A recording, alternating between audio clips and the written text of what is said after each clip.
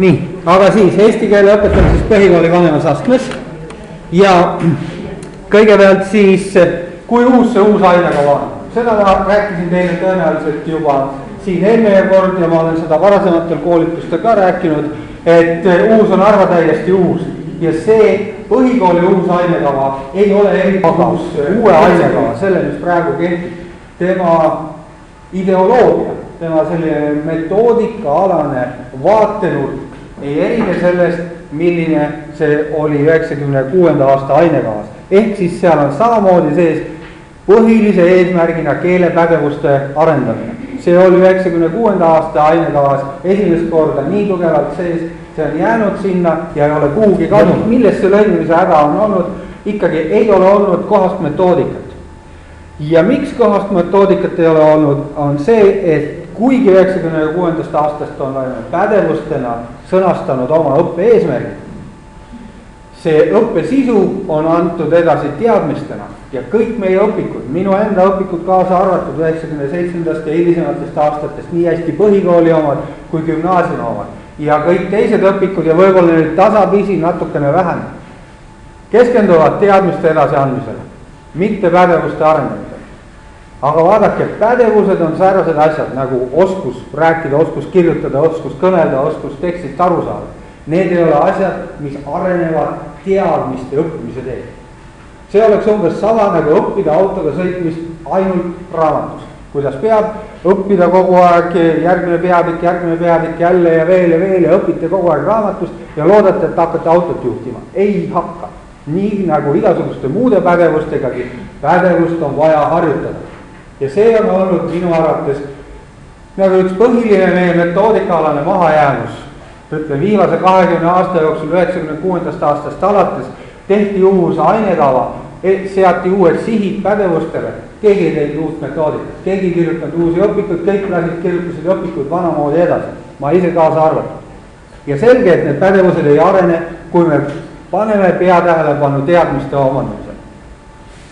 Seda tasakaalu oleks vaja nihutada, ega siis praegune ainekava on ka suures osas samamoodi, põhikooli oma ka, et seal on üsna palju teadmisi loetletud ja jällegi eesmärgid on antud pädevustele. See sõltub teist. Kui palju te pöörate tähelepanu ja aega ja vaeva pädevuste arendamisele, kui palju te pühendate aega ja vaeva teadmiste edasiandmisele ja teadmiste kontrollile. See on täiesti klassist teil tehtav, te võite samade õpikute järgi arendada pädevusi, ehk siis pühendada rohkem aega harjutamisele ja vähem aega teadmiste kontrollile ja ka vähendada seda mahtu, mida te annate. Selle arvete, et õpivad vähem, õpivad põhilised asjad, harjutavad rohkem, aga te võite nagu pidada suurepärased loengud seal, anda neile veel lisamaterjali juurde ja õpetada veel ja on üks suur teadmiste õpetamine ja harjutamiseks mingit aega ei jää.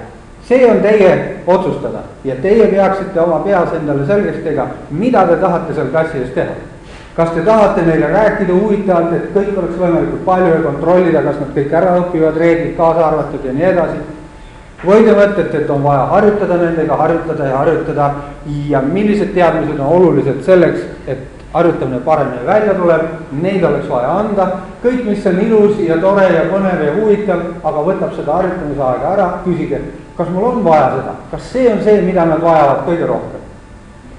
See on selline kaalumise küsimus, igaüks teist leiab ise selle vastuse ja teeb oma õppeplaanid ja tööplaanid täpselt nii, nagu ta arvab, kuidas õige on. Mina ise muidugi soovitan rohkem rõhku panna harjutamisele, sest ma leian, et Eesti kool on liiga teadmiste andmise keskne. Ja selle jutu ma juba siin slaidi peal rääkisin ära, et keelepädevuse arendamine on ainekava põhiline eesmärk. See on seal sisse kirjutatud, see on viimased peaaegu juba nüüd 20 aastat või natukene vähem olnud nii, ehk siis, et nad suudaksid luua ja hoida inimsuhteid, see on kogu selline interpersonaalne kommunikatsioon, see, mis võib-olla, mida tunnis ei harjutatagi nii palju, aga mis kujuneb välja ja mida kool peab tervikuna välja kujundama lihtsalt sellega, et koolis toimub kogu aeg suhtlus ja õpilased peavad saama aru, milline on viisakas korrektne suhtlus selleks, et neil omavahel oleksid suhted head ja et neil oleks head suhted ka õpetajatega.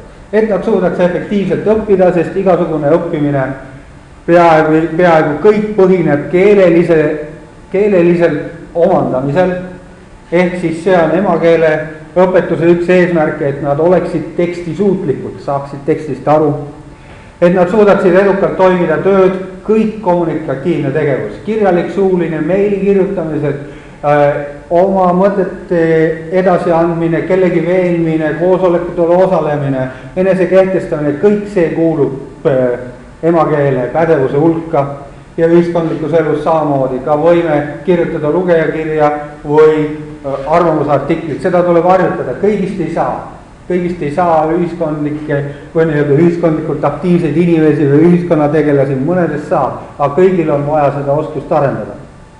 Seega, kõike tuleks arendada, lugemist, kirjutamist, kuulamist ja kõnelemist, kõike neid 4.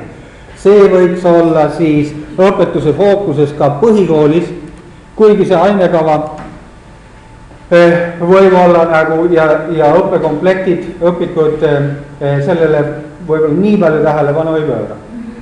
Ja siis lähtuvalt sellest, et neid 4 keelelist osapädevust arendada, ongi need 4 valdkonda ka ainekavas, uues ainekavas, nii hästi teises kui 3. kooliastmes, suuline ja kirjalik suhtlus, teksti vastuvõtt, tekstiloome, õigekeelsuse keelehoole. Põhimõtteliselt kõik need samad 4 suuremat keelepädevuse valdkonda on omaette valdkonnaga siis ainekavas esindatud. Ja loomulikult selle aine nii hästi suulise kui kirjaliku suhtluse kui teksti vastuvõtu all, seal on kirjutatud sisu. Umbes kirjaliku tekstiloome all näiteks kirjandi kirjutamine, intervjuu kirjutamine, arvamusloo kirjutamine, referaadi kirjutamine ja nii edasi. Ja see on jätnud ja on viinud meie õpikukirjutajad selle traditsiooniga ikka nii, et nad kirjutavad pikalt, kuidas seda referaati koostada, seda teksti on seal palju, see õpitakse kõik ära, aga mõtleme, kui palju meil seda on vaja teada, et referaati kirjutada, vahest on teada üsna vähe vaja ja on vaja harjutada ja kirjutada järjest uut ja natuke korrata ja jälle harjutada, sest harjutamine on see, mis lõpuks teeb meistriks, mitte see, kui ta saab väga põhjalikult ülevaate sellest, mis asi see referaadi kirjutamine on ja lõpuks ikkagi kirjutab. Ehk siis teadmise ja pädevusi on mõlemaid vaja, teadmised on pädevuste aluseks, õpite autoga sõitma, teile loetakse ka teooriat, enne kui te lähete platsi peale. Üks puha, mida te teete, ikkagi teooria on oluline, sellest ei pääse kuhugi ja ei ole mõeldud nii, et me viskame teooria kõik üle parda ja nüüd ainult tegeleme praktikaga, kuigi mõned õpivad nii ka. Aga küsimus ongi selles, et kui palju ühte ja kui palju teist ja nagu ma ütlesin, teie olete need lõplikud otsustajad, kes ütlevad, kui palju ühte ja kui palju teist.